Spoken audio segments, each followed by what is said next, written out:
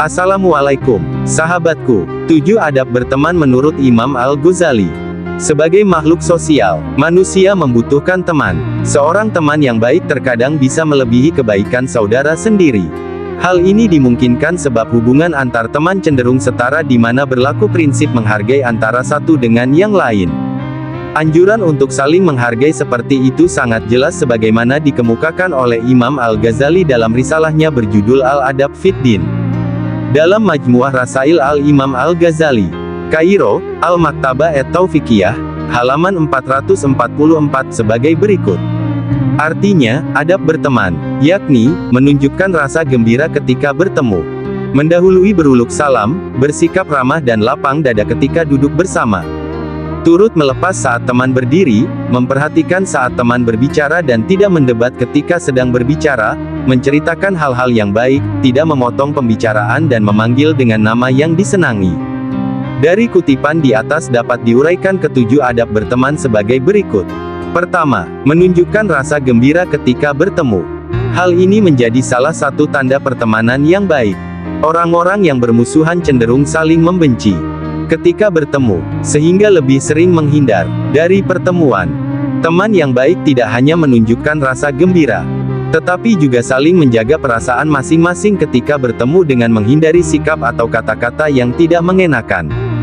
Kedua, mendahului mengucapkan salam. Seorang teman tidak sungkan-sungkan untuk mendahului beruluk salam meskipun mungkin ia lebih tinggi kedudukannya secara sosial. Seorang teman cenderung menempatkan diri setara dengan tidak memandang yang lain lebih rendah dari dirinya. Tentu saja secara moral, pihak yang mendahului mengucapkan salam adalah lebih baik sebagaimana dinyatakan dalam sebuah hadits Rasulullah Shallallahu Alaihi Wasallam yang diriwayatkan Abu Dawud dan Ahmad. Ketiga, ramah dan lapang dada ketika duduk bersama. Hubungan pertemanan memang sangat menyenangkan terutama karena tidak ada jarak di antara mereka. Hal seperti ini memungkinkan terjalinnya keakraban satu sama lain dan keramahan yang tulus. Jika terjadi hal-hal yang khilaf, seorang teman akan cenderung mudah memaafkan karena umumnya tidak menginginkan pertemanannya menjadi renggang. Keempat, ikut melepas saat teman berdiri. Sikap ini menunjukkan penghargaan atau penghormatan terhadap teman. Dalam konteks pertemanan, seseorang tidak lazim diperlakukan seperti bawahan sebagaimana dalam sebuah struktur tertentu, misalnya pabrik.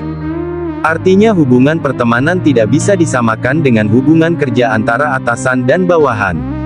Seorang teman memperlakukan temannya sebagaimana ia ingin diperlakukan sama dengan teman tersebut.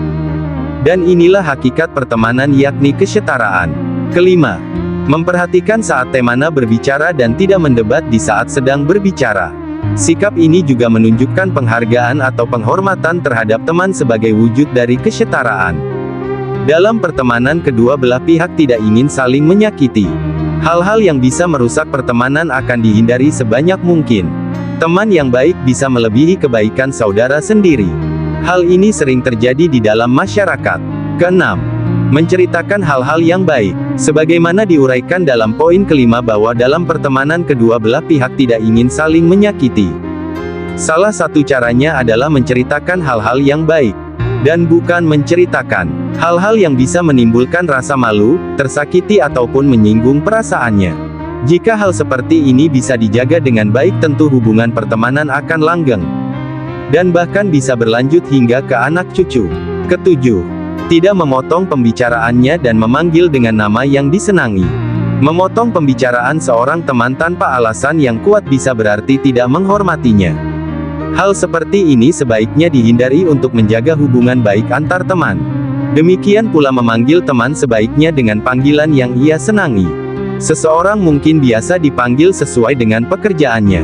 Tetapi apabila panggilan seperti ini sebetulnya tidak dia senangi, maka sebaiknya dihindari. Demikianlah ketujuh adab seorang teman sebagaimana nasihat Imam Al-Ghazali. Apabila ketujuh adab ini dapat dipraktikkan dengan baik, tentu hubungan antar teman akan terus berlanjut dengan baik. Bahkan tidak jarang dari hubungan pertemanan atau persahabatan bisa meningkat menjadi hubungan yang lebih dekat lagi seperti menjadi menantu, mertua atau besan, dan sebagainya sebagaimana Rasulullah akhirnya menjadi menantu bagi sahabat Abu Bakar As-Siddiq radhiyallahu anhu dan Umar bin Khattab radhiyallahu anhu. Dan beliau juga menjadi mertua bagi sahabat Utsman bin Affan radhiyallahu anhu. Ali bin Abi Thalib radhiyallahu anhu juga menjadi menantu Rasulullah shallallahu alaihi wasallam di samping sebagai saudara sepupu. Wallahu a'lam bishawab. Semoga bermanfaat. Wassalamualaikum.